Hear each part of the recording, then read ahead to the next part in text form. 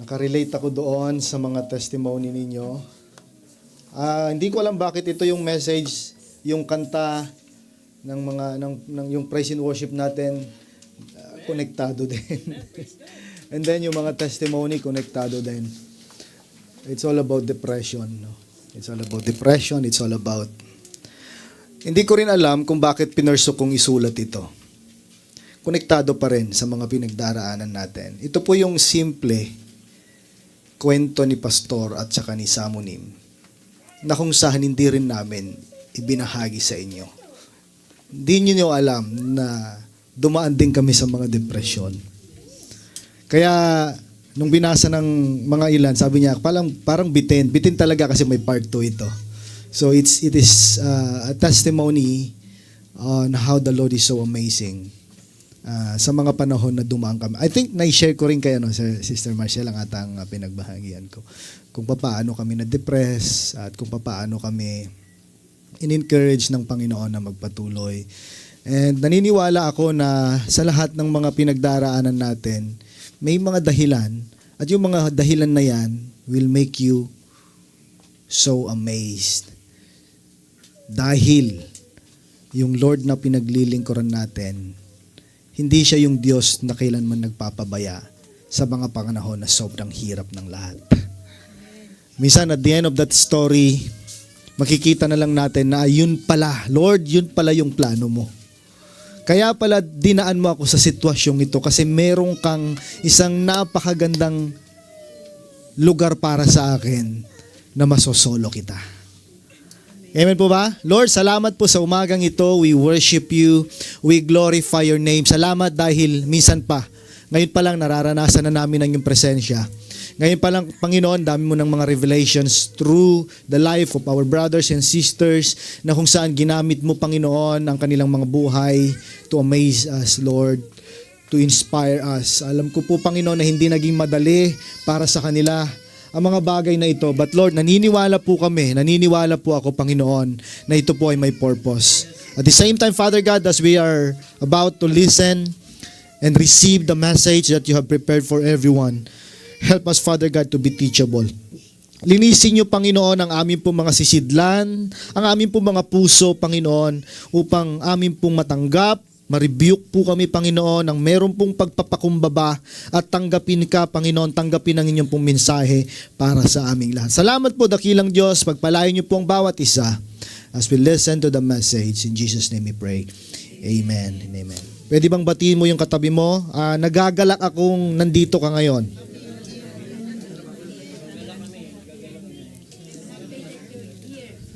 This is the last week, last Sunday of January, at papasok na po tayo sa February. Naku po, parang kailan lang nagse-celebrate tayo ng Pasko. Okay? Ngayon magse-celebrate naman tayo ng araw ng mga puso. Do we believe that every day is a day was given to us to celebrate God's love, God's faithfulness sa ating pong mga buhay. Amen po ba? So, last Sunday of the month of February, at hindi natin makakalimutan ang buwan na ito dahil ipinaalala, tinuro sa atin ng Panginoon yung katagang solidified. So aalalahanin po ninyo na bago tayo mag-exit ng January 2026 ay meron pong isang kataga na itinuro sa atin ng Panginoon. Ang salitang ito ay yung salitang solidified. Pinagtibay, okay? Pinalakas, ginawang pure, amen po ba? Ginawang halimbawa, no, para sa mga ibang mga tao na nangangailangan ng encouragement. Sabihin nga natin, solidified. Now today, we're going to talk about ang title ng ating pong pag-uusapan for today ay pinamagatang favor after abiding. Sige nga, sabihin nga natin, favor after abiding. Sino dito yung gusto ng blessing? Tingnan nyo, lahat tayo gusto ng blessing. Alam niyo po ba na lahat ng mga pagpapala ay mayroon pong karampatang bagay na kailangan po nating gawin para matanggap natin yung mga blessing na yan? Amen po ba? Naniniwala ba kayo doon na lahat ng mga pagpapala, lahat ng mga favor na yan, na ibinibigay sa atin ng Panginoon, hindi yan libre. Nakuha niyo pa? Hindi yan libre. Talaga, Pastor? Yes. In fact, lahat ng mga meron po tayo ay iprinobide sa atin at merong nagbayad. Merong gumawa. At wala pong iba kundi ang ating Panginoong Jesucristo. Amen po ba? Pero alam niyo po ba, today we're going to talk about that favor. Sabihin nga natin, favor. Ang favor, hindi po yan hinihingi. Yan ay ibinibigay. Nakuha niyo po ba? Ano na po ba kayo? Alam niyo po, naalala ko tuloy noong mga panahon na sobrang hirap sa eskwelahan. I was really so amazed kasi I am so favored na maranasan ko yung mga miracles na yon. In fact, kapag dito sa Korea, kapag sinabing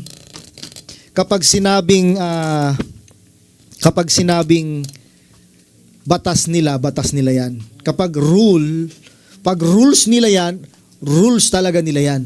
Hindi mo pwedeng baguhin. And during that time, wala nang pag-asa sa paningin ng tao na maipasa o makapag-enroll pa ako doon sa eskwelahan. Kasi tapos na yung enrollment. Tapos na yung mga araw na kung saan dapat yung palugit, kumbaga yung deadline. Pero sabi sa akin, sabi ng professor ko, the school will going to give you favor. I don't deserve that. Tama po ba? Kasi nga tapos na eh. Tapos na yung mga panahon na binigay nila sa akin para magawa ko yung mga dapat kong gawin para makagraduate ako. Pero hindi ko nagawa. So kasalanan ba nila yon? Kasalanan ko yon. Tama po ba? Pero sabi nila, despite of what happened, we will give you favor. Hindi ko hiningi yon. Ibinigay nila yon. Alam niyo po ba na yung favor na yan, maraming mga tao pinagsasamantalahan. Amen po ba? Sa papaanong kaparaanan. They want something na ibigay sa kanila without doing things na kung saan magsasabi sa kanila na I deserve it kasi may ginawa ako eh. Tama po ba? Meron akong ginawa. So kailangan, dahil meron akong ginawa, then I deserve that. Pero alam niyo po ba yung favor na pag-uusapan po natin ngayon is something very special na matatagpuan po natin sa Genesis chapter 39 verses 1 to 6. Random po itong text natin, lilipat-lipat po tayo, titignan natin yung buhay ni Joseph. Sabi nga natin Joseph. Kung papaano yung favor ibinigay sa kanya ng Panginoon. Kilala niyo po ba o alam niyo po ba yung kwentong ito? Amen. Mamaya, pag-uwi niyo sa bahay, basahin niyo from chapter 35 to 45. Basahin niyo yung chapter na yon. Makikita niyo yung kwento kung papaano pinagpala at kung papaano blines, papaano nahirapan, papaano siya nahirapan, papaano siya inalipusta, no? Hanggang siya ay pinagpala ng Panginoon at naging pagpapala sa iba. Napakagandang kwento na kung saan makikita mo doon yung puso ni Joseph na despite of what happened to him, naging tapat po siya sa Panginoon. Ano dito yung mga pinaka mahirap na sitwasyon ng buhay natin na masasabi nating halos mag-give up na tayo? Meron ba? I don't know. No, hindi ko alam yung mga pinagdaanan niyo. I would like to encourage you, hindi pa tapos si Lord. Sabihin mo sa katabi mo, hindi pa tapos si Lord. Okay, basahin po natin yung text natin. Verse 1. Sabi diyan, now Joseph had been taken down to Egypt. Potiphar, an Egyptian who was one of Pharaoh's officials, the captain of the guard, bought him from the Ishmaelites who had taken him there. The Lord was with Joseph. Gusto ko yan. Sabi doon, the Lord with Joseph so that he prospered. Babalikan natin yung text na yan mamaya. Sabi doon, he lived in the house of his Egyptian master.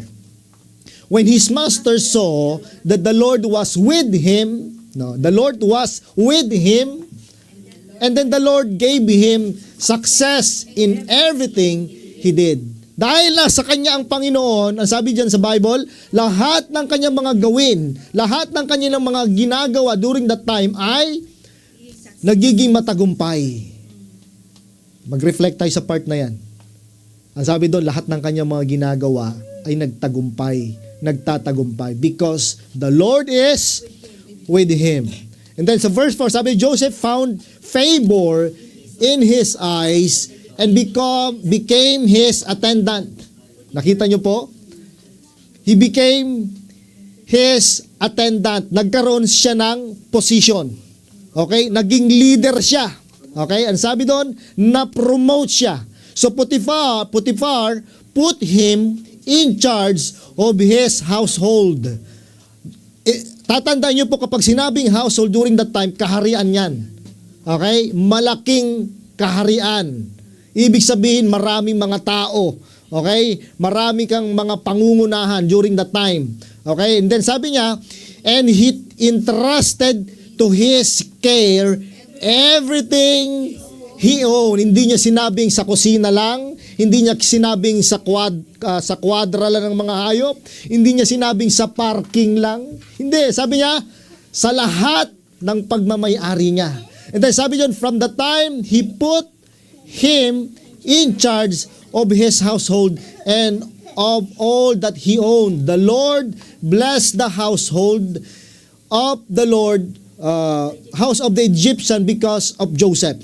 Dahil kay Joseph, na-bless ang kaharian ng Ehipto. Amen po ba? So, titignan nyo yun ha. Sabi doon, the blessing of the Lord was on everything Potiphar had, both in the house and in the field, sa loob at sa labas. So Potiphar left everything he had in Joseph's care, with Joseph in charge. He did not concern himself with anything except food he ate. Amen po ba? Palapakan nga natin si Lord. Napakaganda ng kanyang mga salita. I just want to testify, years ago, halos gusto na naming mag-give up, no? Sa ministry, nasasabi ko naman sa inyo ito, no? Pero yung depthness niyan ay hindi niyo alam. Maging sa pag-aaral ko, no? Halos hindi ko yan ituloy. And dahil sa mga taong ginamit ni Lord ay ipinagpatuloy kong tapusin ang aking pag-aaral, maging sa mga ministry, no? And hindi ko itinuloy yan. We waited sa mga signs na hiningi namin mag-asawa sa Panginoon para kung itong mga signs na ito ay ibinigay ng Panginoon sa amin, then we will go back to the Philippines for good. At doon na lang mag-ministry. But it was not happen. Hindi siya nangyari. Iba ang plano ng Panginoon. Pinadaan kami sa napakatinding depresyon na hindi na halata na ang buong simbahan. Siguro nahalata nyo man pero napaka-light lang. But kung nandoon kayo sa kaya nararanaan, naiintindihan ko, naramdam ko yung pinagdaanan ni Ate Marcel, no, habang nagkikwento siya sa akin. But at the end of the story, mga kapatid, it was the Lord who favored us, no, with so many things. Despite of what happened to us. Hindi ko kinakahiya na pastor ako at nadidepress. Kaya nga sinulat ko ito. Kapag sinabing pastor, hindi lang naman yung nakatayo dito, kundi tayong lahat ng mga leader na may mga hinahawakang mga tao. Kaya ito, para sa ating lahat ito. Para sa ating lahat ito. No? Abide, ang ginawa po namin during that time, we waited for the intervention of the Holy Spirit. Ibig sabihin, ibinigay namin lahat sa Panginoon. Ano sabi ko yan sa inyo, Lord, hindi na namin kaya, isinosurrender namin lahat sa iyo. And during that time, nagkaroon po ng intervention, the Holy Spirit move. Na-reactivate ngayon yung banal na Espiritu. And He remind us of who we are before we came here in Korea. Before nung wala pa ang CFICC. Ni-remind us. Ni-remind kami ng Panginoon. Ipinakita niya kung ano yung mga napagtagumpayan namin, Ipinakita niya kung sino yung mga na-meet namin. Ipinakita niya kung sino yung mga taong nakasalamuhan namin. And then sabi ng Panginoon, Nak, I intentionally let you go through those very difficult situations because I am preparing the church, your family, to be a blessing for others. Pero at the end of, at the middle of that, hindi mo naman makikita yun eh. Tama ba? Ang nakikita mo puro kadiliman, puro mga negative. Lord, talaga bang tinawag mo ako? Lord, bakit gano'n? Nagsiserve naman ako ah. In fact, napaka-faithful ko sa paglilingkod. Ang sabi mo, pumunta ako sa CFICC. Ang ganda-ganda na ng ministry ko doon. Pinampunta mo ako dito. Dito pala sa church na to. Wala pala eh. Amen po ba? May mga ganun po ba? Sana wala. Pero minsan mga questions yung nasa isip natin. Hindi natin alam. Proseso ng Panginoon at sometimes silent siya. Hinahayaan niya lang tayo. Pero hindi niya hinahayaan na tayo po ay mapahamak. Kapag talagang hindi na natin kaya, bigla siyang tatayo. Nak, okay na. At ganun po yung nangyari sa amin. Amen po ba? Now, babalikan ngayon natin, i-connect natin. Mabubuti naman kaming tao. Hindi naman kami masama. Pero bakit pinadaan kami ng Panginoon doon? Ito pong pamilya ni Joseph, makikita po natin, nagkaroon po dito ng tinatawag na favoritism. Tama po ba? Nagkaroon ng favoritism. Ito kasing tatay niyang si Israel, si Jacob. No? Mababasahin mo yung kwento. Kaya hindi rin masamang may mga paborito tayo mga anak. No, nagsimula doon eh. 'Di ba? Nagsimula doon, ginawa niya ng damit. Binigay niya hanggang sa talagang very showy siya na ito yung paborito kang anak. 'Di ba? May ganung ano eh sa ang paborito kong apo, 'di ba? Ano pong nangyari doon sa part na 'yan? Nagalit, okay, nagkaroon to make this story short, nagalit yung anyway, mamaya dadaanan natin 'yan. Nagtampo, nagselos ang kanyang mga kapatid.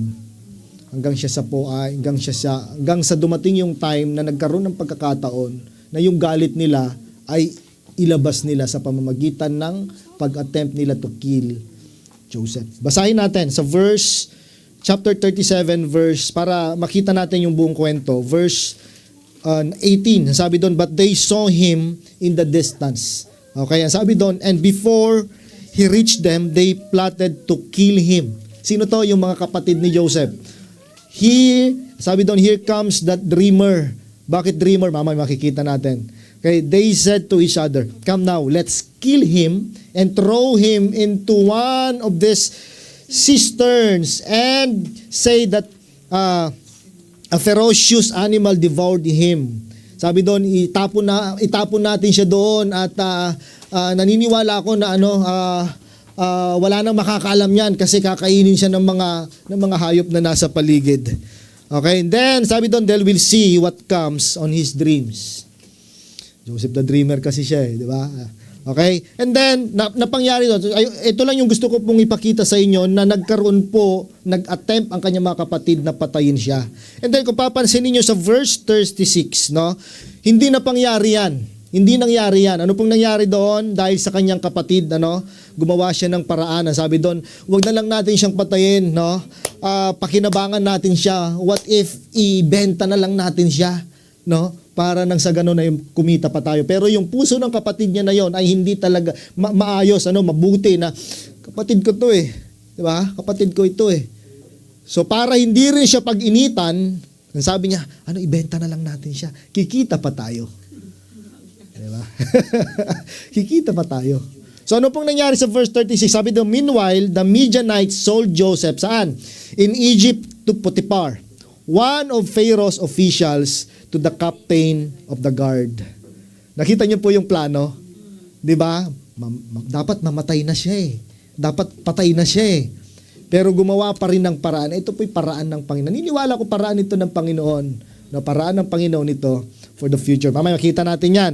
Ngayon, pagdating sa chapter 41, nagkaroon ngayon ng favor. Ito na, nagkakaroon ng liwanag. Basahin po natin sa 41 verse 41. Ang sabi ni chapter 41, so Pharaoh said to Joseph, okay, talon-talon tayo kasi babasahin natin lahat yan, sobrang dami. Kaya mamaya pag uwi nyo ng bahay, basahin nyo siya. Okay, sabi doon, I hereby put you in charge of the whole land of Egypt. So kung papansin niyo, may mga nangyari pa. Okay, may mga nangyari. Nandoon na siya, parang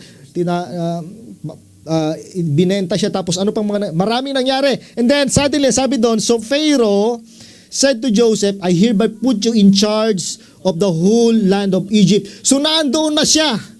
Nakuha niyo po? Nandoon na siya.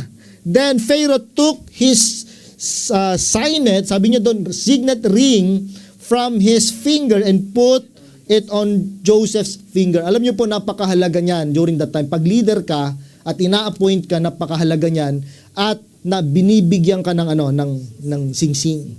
Katunayan na ikaw ay may position. Katunayan na ikaw ay isang leader during that time. So kapag nakikita nila yon, mataas na pinuno ito. So nagbabaw sila.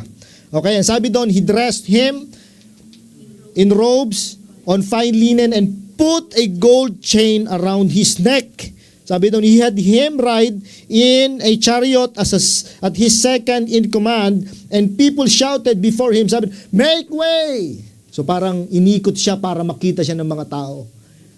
Amen po ba? Yun yung promotion na ginawa sa kanya ng Panginoon. Thus, he put him in charge of the whole land of Egypt. Ano pa? Ano ba talaga yung nangyari dito? Balikan natin tignan natin yung chapter 45. Ito na yung ang ganda nito, tignan niyo po 45, basahin natin, verse 1. Then Joseph could no longer control himself before all his attendants, and he cried out. Bakit kaya siya umiyak?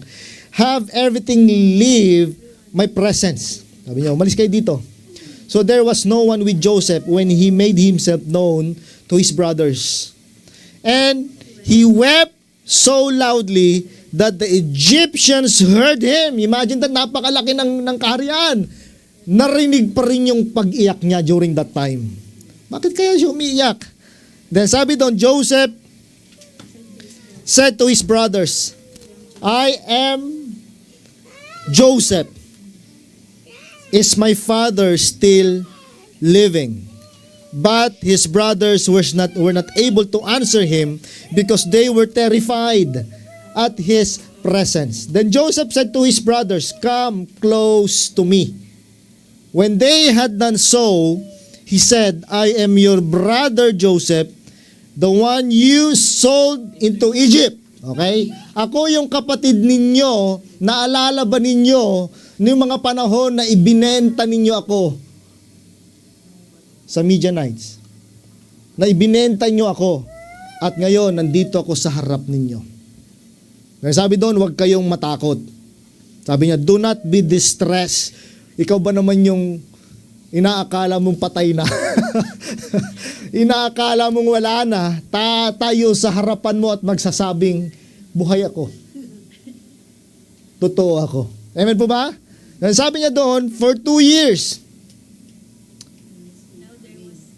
now there has been famine in the land, and for the next 5 years, there will be no plowing and reaping. So magkakaroon ng tag-gutom. But God sent me ahead of you to preserve for you a remnant on earth and to save your lives by a great deliverance. Sinong mag-aakala na lahat ng mga pinagdaanan niya ay plano pala ng Panginoon, sobrang hirap para i-save ang kanyang pamilya, at kung babasahin niyo po, hindi lang yung pamilya niya, kundi yung buong tribes. At hindi lang yon, yung mga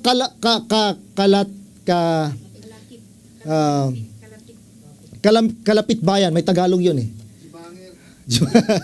Di ba, mga karawig bayan or bansa ay na-save din dahil kay Joseph. Amen po ba? Now, gusto ko po makita ninyo sa part na ito. No? Ano yung makikita natin? Ano yung matututunan natin? From being a very, hindi ko alam kung mataba siya o payat siya, young person, nagkaroon po ng plot at gusto siyang patayin, hindi ng ibang tao, kundi yung mismong pamilya niya. Napangyari yon, hindi man siya pinatay, pero siya po ay pinahirapan. Siya po ay itinapon sa napakadilim na balon. Hindi ko alam kung balon yun. Sabi doon, pit. Diba? At ang sabi doon, nagbago ng isip yung yung mga kapatid niya. Iniahon siya at ibinenta. Imagine that, sarili mong kadugo, sarili mong pamilya, sila yung magiging way para ikaw ay mahirapan. Amen po ba? And then the Lord blessed him. Idinila siya doon sa isang lugar na hindi niya rin akalain na pupunta siya doon. Amen po ba? Kayo po ba naalala ninyo yung mga panahon na pinag-pray niyong pumunta kayo dito? Inaakala ba ninyo sa libu-libong nag-a-apply ng visa papunta sa South Korea? Isa kayo sa mga pinili ng Panginoon para pumunta dito. Nagbaka sakali lang naman kayo. Tama po ba? Pero salamat sa Panginoon kasi nandito kayo ngayon. Hindi ko rin pinalo na wala kaming planong pumunta sa Korea. Napunta lang ako dito dahil sa sobrang hirap ng buhay, sa daming problema doon sa Pilipinas. Ang plano talaga namin mag-asawa, London. Kasi madaling mag-loan doon.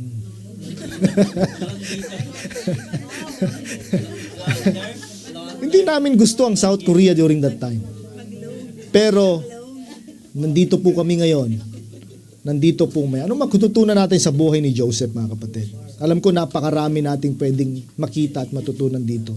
I would like to lead you, guide you, no? Sama-sama nating tignan. May isang word ako dito, sabi diyan, abiding kahit nasa madilim na hukay at prison ng buhay. Sabihin nga natin, abiding. Kahit nasa madilim na hukay at prison ng buhay. Alam niyo po doon sa kadiliman sa mga panahon na sobrang dilim ng ating mga buhay, nakita ko po na doon tayo kinakatagpo ng Panginoon. Sa sobrang dilim na pinagdaraanan ng buhay natin, doon natin nakikita yung kahinaan natin. At dahil sa mga kahinaan na yan, diyan pumapasok ang Panginoon. Kaya sabi niya doon, kung saan kayo mahina, doon ko kayo pinapalakas. Totoo yan. Hanggat hindi mo nararanasan na i-experience, nakikita na mahina ka sa harapan ng Panginoon, hindi mag-i-intervene si Lord. Kaya nga hinaalaw niya minsan na dumaan tayo sa pinaka mababang estado o pinaka mahirap na sitwasyon ng buhay natin para para matutunan nating itaas ang ating mga ulo sa taas at humingi ng tulong. Imagine ang isang tao kapag sobrang dami ng kanyang mga pagpapala, parang wala nang kailangan, ang hirap lumapit sa Panginoon niya. Tama po ba? Pero nung sobrang ang dami pangangailangan, sobrang hirap na hirap, halos every minute, hallelujah ng hallelujah, Lord, tulungan mo ako. At kapag tinulungan mo ako, Lord, I promise you, Lord, magsisilbi ako sa iyo. Pero nung nandito na sa Korea, wala na. Nakuha niya na lahat eh. Amen po ba? Itong message nito para sa ating lahat. Huwag nating ihintayin na dumaan tayo sa part ng pinakamahirap ng buhay natin para ma-realize natin na lahat ng meron po tayo ay favor na nagmula sa Panginoon. Amen po ba? Amen. I encourage you to trust His process. Joseph, nung inaaral ko siya, binabasa ko siya. Though maraming beses mo nang binasa ito, kita mo, hindi mo makikita sa Bible na sinabi doon na nagreklamo siya. Nakita ba ninyo? Kahit basahin nyo, wala eh. Yung nagnanarrate doon, walang sinabi. Itong part na ito, nagreklamo si Joseph at ang sabi niya, ha! Wala eh. Walang ganun eh. Naka niyo ba? At kung makikita niyo po doon, he trusts the process of God in his life. Amen. Tanungin natin yung sarili natin.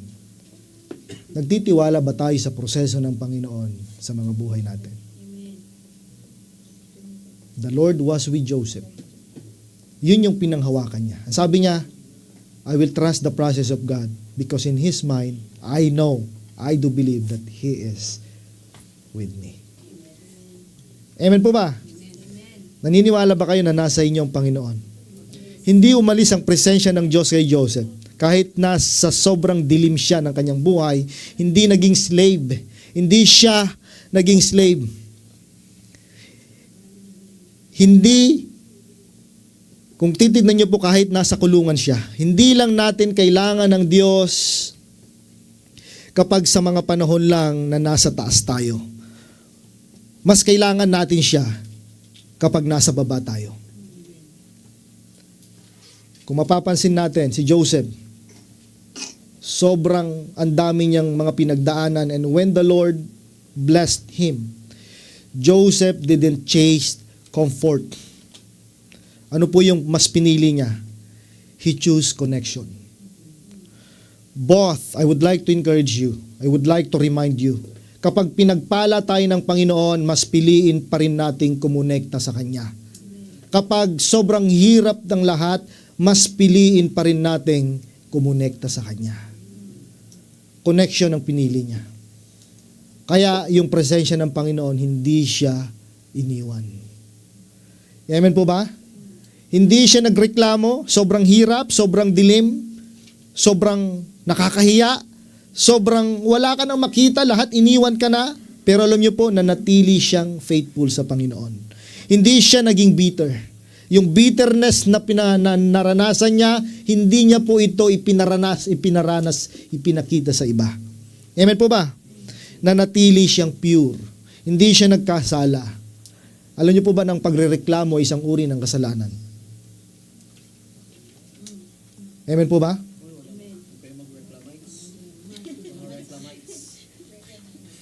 Isang uri ng kasalanan ang pagrereklamo. Kaya huwag kayong magreklamo kapag sinabi sa inyo ng Panginoon, "Nak, panahon na para mag-upgrade ka. Be equipped, be trained, you go and preach the gospel." Amen po ba? Pero pag sinabi, "Lord, tsaka na lang," hirap-hirap naman eh. Amen po ba? Nagkasala ka na. Amen po ba, mga kapatid? Amen.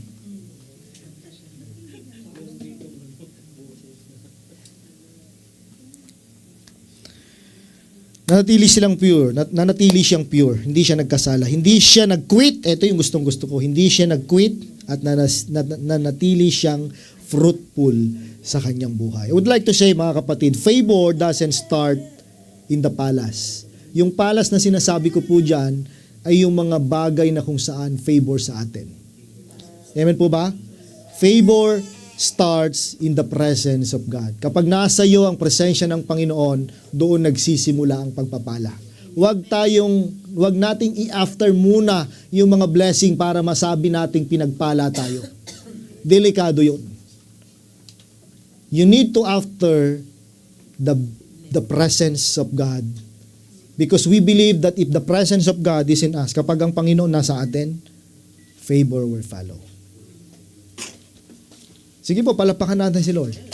Favor will follow. And I would like to say, kung ikaw ay nasa season ng delay, naranasan ko po ito. Ang dami kong gustong ipag-pray, tagal-tagal na parang wala namang nangyayari. Na-rebuke nga ako dyan eh. Di ba? Pero, nasa proseso lang pala. Okay? Nasa season tayo of pain. Nasa season tayo of disappointment. I would like to say this, huwag kang umalis sa presensya ng Diyos. Mapapahamak ka. Trust the process of God. Sabi nga si Marcel, sobrang hirap ng lahat, pero bakit nandito pa rin sila ngayon? Because they believe that this is the process of God. Walang shortcut sa Panginoon. Pag ginagawa nating shortcut, mas lalong nagiging mahirap ang sitwasyon. Sabihin mo sa katabi mo, sabi diyan, hindi pa tapos si Lord. Better things or situations is yet to come. Amen po ba? Yung mga walang trabaho dito ngayon, huwag kayong mag-alala. No? The Lord is preparing something for you. Yung mga mayroong pinagpipray na business, huwag kayong mag-alala. The Lord will going to bless that business. Nagtatanim ka na eh. Basta meron kang ginagawa, tama po ba? Anong i-bless ng Panginoon kung wala kang ginagawa? Eh yung mga nagte-training ngayon, di ba? Naniniwala ako na nagsisimula pa lang si Lord. Nagtatanim tayo ng oras sa mga equipping natin, sa pagtitrain natin, sa mga leaders. Naniniwala ko darating yung time, the Lord will going to bless you with people na kung saan gagamitin niya para matuto ka. Amen po ba? Difficult people is a blessing. Matututo tayo sa kanila. Amen po ba? Amen. That season is not punishment. Yung season na yan, sobrang hirap. Hindi yan pagpapahirap ng Panginoon. That season is a preparation for us to experience God's breakthrough. Amen po ba? Second one, abiding kahit na walang nakakakita at walang reward. Gusto ba ninyong mag-abide kahit na walang nag-appreciate sa inyo? Mayroong na-test kailan lang eh. Di ba? Di ako tinatawag, di ako dinadalaw ni Pastor. Magtatampo na ako. Di ba? Tatampo na ako. Normal yan. Normal na pakiramdam yan. Pero hindi nyo lang alam, everyday kami nagpe-pray para sa lahat. Pag meron ako nakikita sa cell life natin, nag-pray sila, hindi nila kasama si ganito. Ano kayong nangyari sa kanya? Okay? Nagkaroon sila ng cell life sa kanilang mga members, nakita ko parang kulang sila. Nakikita ko yun. And bilang isang tatay sa simbahang ito, ang prayer ko, Lord, ano man yung pinagdaraanan niya, please, intervene. Amen po ba? Abiding kahit na sobrang walang nakakakita at walang reward sa mga pinaggagawa natin, sa mga ministry natin. Yung mga sakripisyo ninyo, hindi ko mababayaran yan. Wala akong ganyang kalaking halaga para bayaran yung lahat ng mga sakripisyo ng ating mga media team. From Kimpo, from Pyeongtaek pupunta rito, you're going to spend your personal money. Yung time ninyo, napakahalaga niyan. I know, your time is so precious. Pag in-spend ninyo yan, hindi na ninyo yan may babalik. So precious ang time ng bawat isa. Pero I would like to tell you, walang sayang sa Panginoon. As long that you're doing that with all your heart, hindi dahil sinabi ni Pastor, sinasabi ko yan, ginagawa mo yan dahil naniniwala ka that you are doing the right thing, you're serving the living God. Sinasabi ko sa iyo, hindi pwedeng hindi ka pagpalain ng Panginoon in the perfect time. Amen po ba? Naniniwala ba kayo doon? Joseph help others. Pero yung situation niya during that time, sobrang hirap. Nasa kulungan siya. Amen po ba? Joseph interpreted dreams. Tinawag siya mula sa kulungan. Sabi niya, nabalitaan kung parang meron kang kapangyarihan, meron kang gift of interpretation sa mga panaginip. Joseph served with excellence despite of the challenges na pinagdaraanan niya. Kaya naniniwala ko sa mga totoong naglilingkod, kapag yung puso natin pure sa paglilingkod, kahit sobrang hirap ng lahat, we are going to give our best because we believe that we are serving the living God. Amen. Amen po ba? Amen. Sabihin mo sa katabi mo, hindi pala sayang yung pagpunta natin dito sa church. Be faithful even in the darkest season of our life. Tignan niyo po sa verse 14 ng chapter 40. But when all goes well with you, sabi doon, sabi ni Joseph, remember me and show me kindness. Mention me to Pharaoh and get me out of this prison. Sabi po niya sa isang kasamahan niya. Ito po yung tao na kung saan tinulungan niya. Pero ano pong namangyari? Ang sabi doon, nakalimot siya. Saan natin makikita yan? In verse 23, chapter 40, sabi doon, the sheep cup bearer, however, sabi doon, did not remember Joseph. He forget him. Nakalimutan niya siya. And alam niyo po ba, na 2 taon siyang naghintay para ma-promote. Pero hindi niyo po makikitang nagreklamo siya. Hindi niyo mababasang nagreklamo siya. Kahit sobrang hirap ng lahat, tiniis po niya.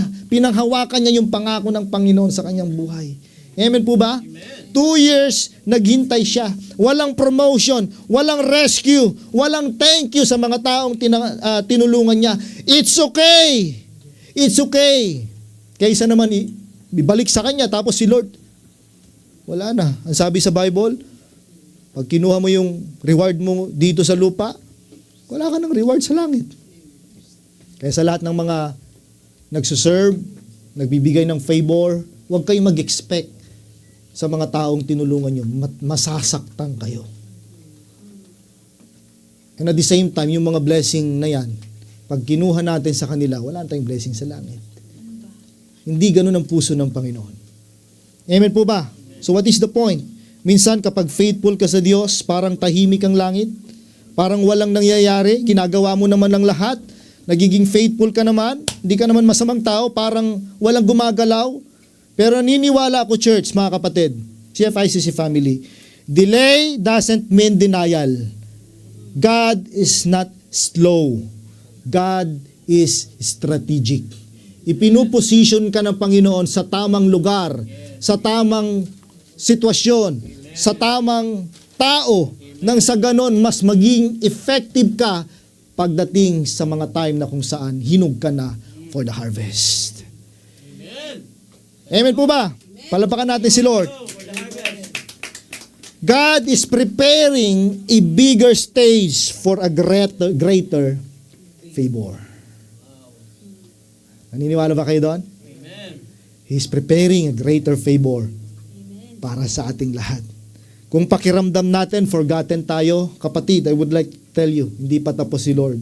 Kung pakiramdam mo, walang nakakapansin sa mga sakripisyo mo dito sa church, sakripisyo mo sa pamilya mo, sakripisyo mo sa mga taong tinutulungan mo, it's okay. Naalala ko tuloy si Sister Kainet, I would like to, with your permission.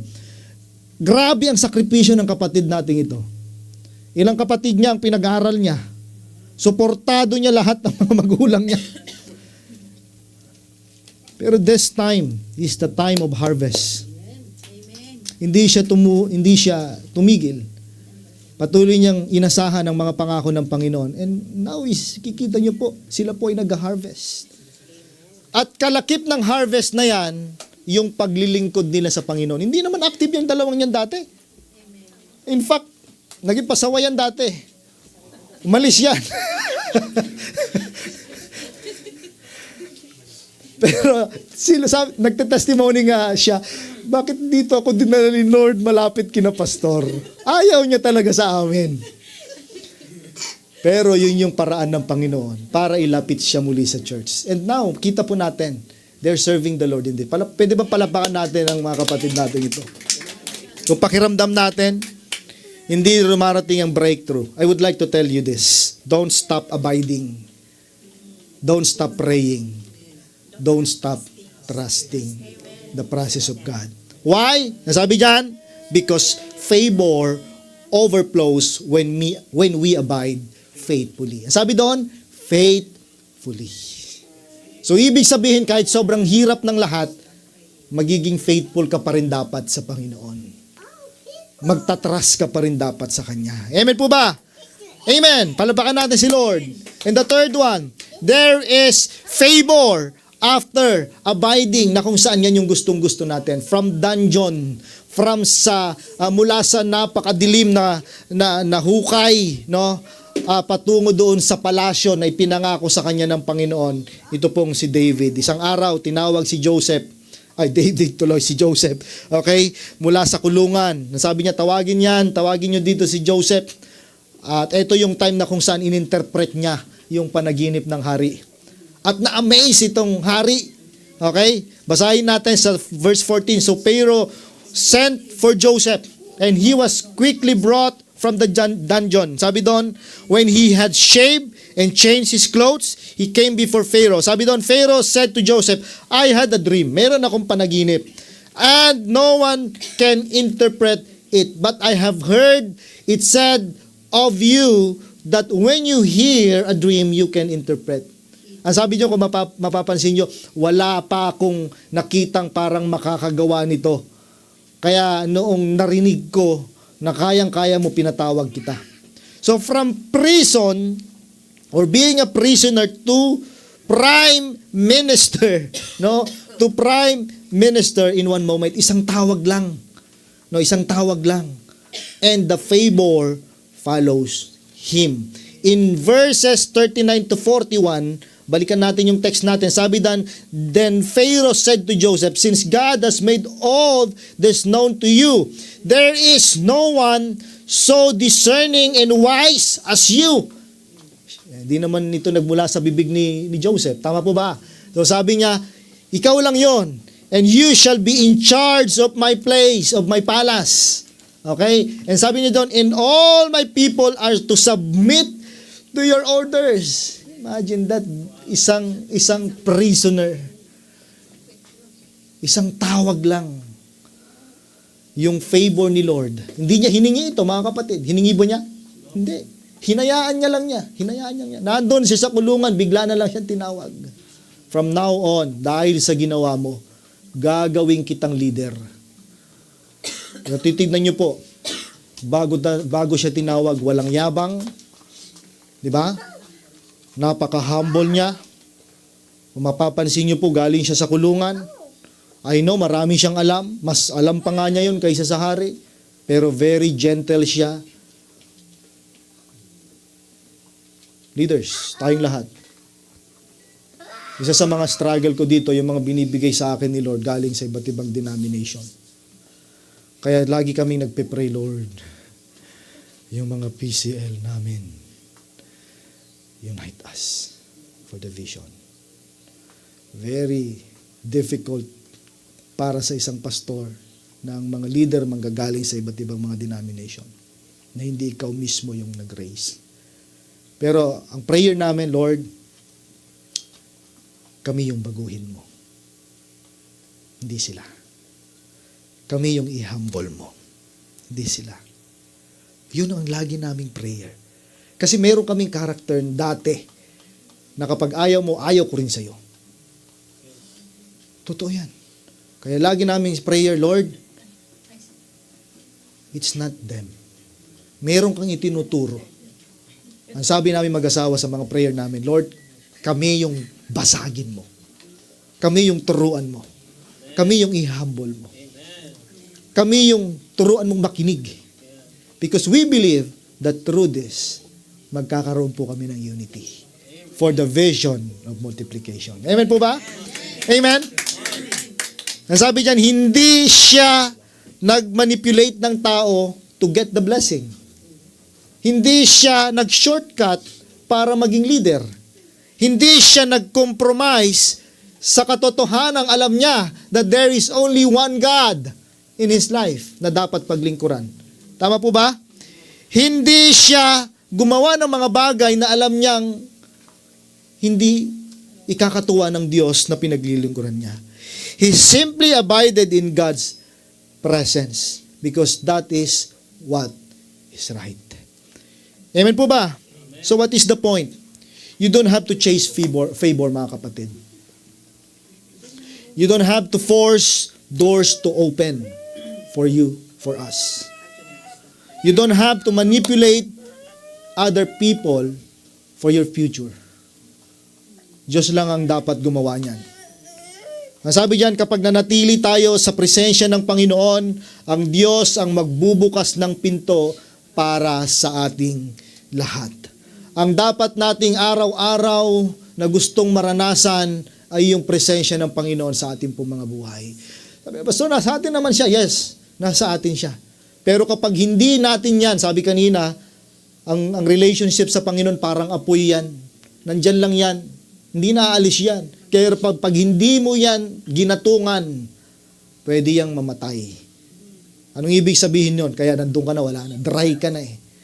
Hindi na kumikilos yung banal na espiritu sa buhay mo. Kulang ka na sa prayer. Hindi ka nagbabasa ng Bible. Pag sinabing training, wala kang interest.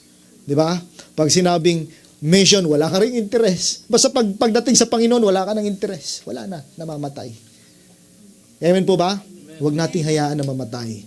Huwag nating hayaan na mamatay yung apoy sa ating mga buhay. Sayang. Sayang mga kapatid. Hindi lang basta-basta blessing. Anong susunod?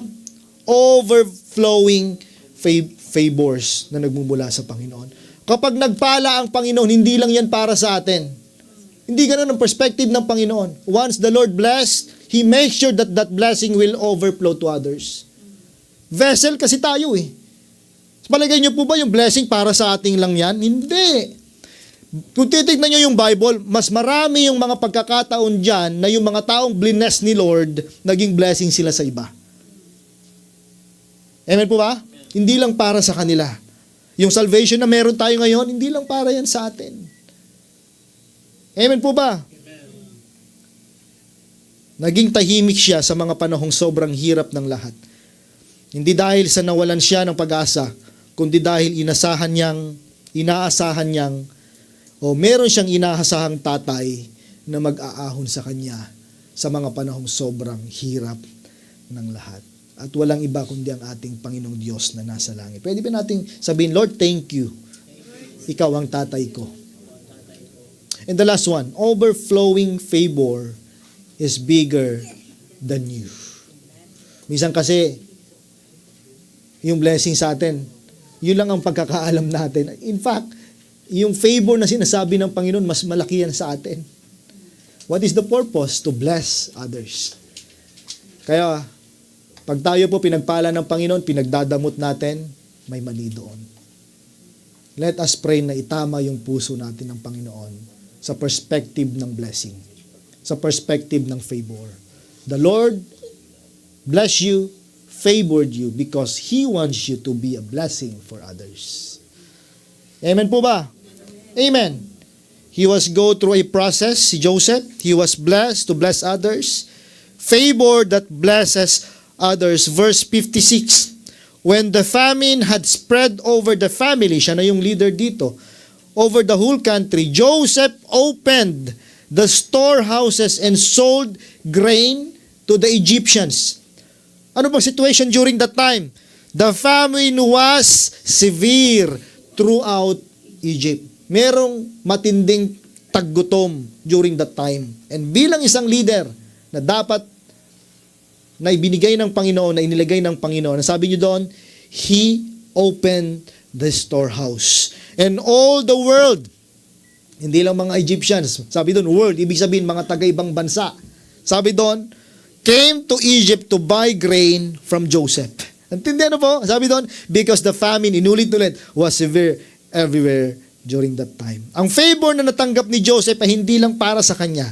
It saved the whole Egypt. It saved the nations. And it saved the family. In verse 5 to 6, ang sabi doon, do not be distressed and do not be angry with yourselves. Ito na yung time na na-meet niya yung family niya, yung mga kapatid niya na kung saan ibinenta siya.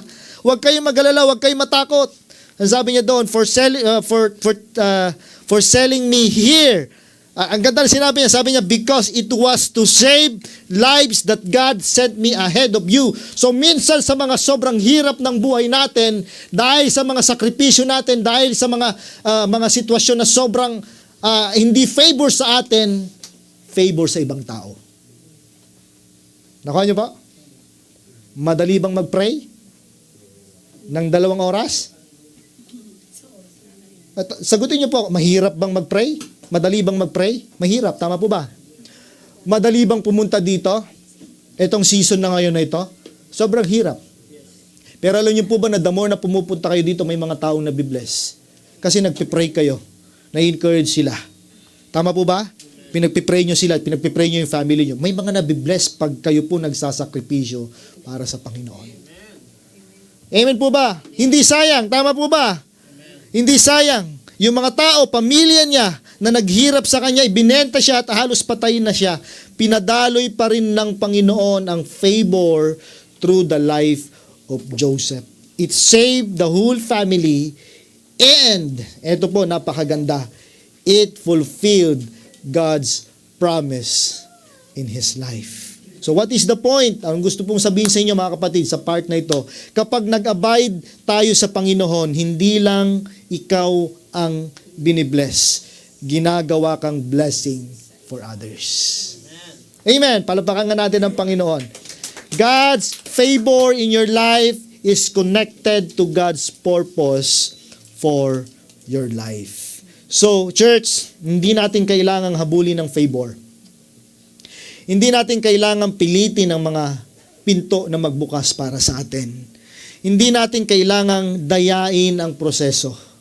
I would like to say these things. Just abide in God's presence. Remain faithful. Stay humble. Sa mga leaders natin at sa mga magiging leader natin, stay humble. Respect your leader. Stay pure. No? Stay prayerful. And in God's perfect time, He will release overflowing favor over your life towards sa mga taong hinahawakan ninyo. Amen po ba? Palapakan natin ng Panginoon. Lord, salamat po, Panginoon, sa mga pagpapalang ito na ibinigay niyo po sa amin. The blessing of your words. Salamat po, Panginoon, for the correction.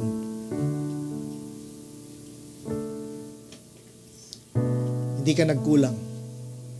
Most of the times, Lord, dami naming mga kapalpakan sa buhay. Faithful ka naman, Panginoon, pero minsan hindi namin nakikita. Mas nakikita namin yung pagsubok, nakikita namin, Panginoon, yung sobrang hirap. Hindi na namin nakikita minsan yung mga ginawa mo pa noon.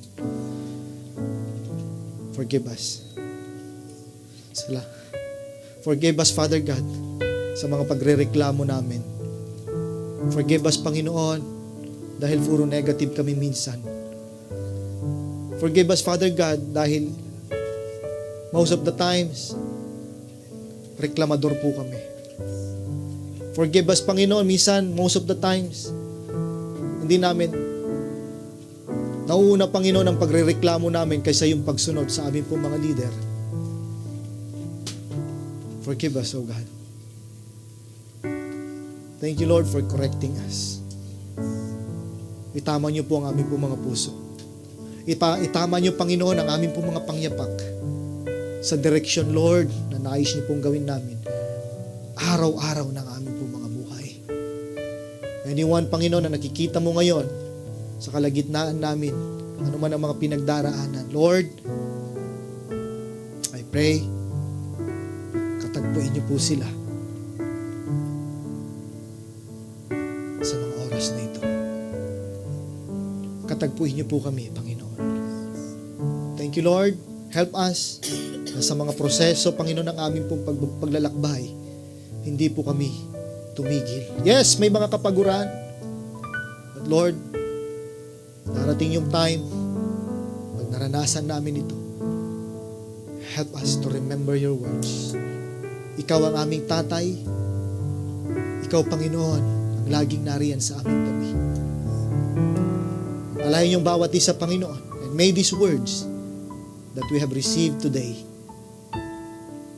becomes our strength, becomes our rebuke, Father God, and becomes a blessing for us to continually do your will in this earth. Salamat po, aming Ama, sa pangalan mo, Jesus. Amen. Sige po, palapakan natin ang nagbigay ng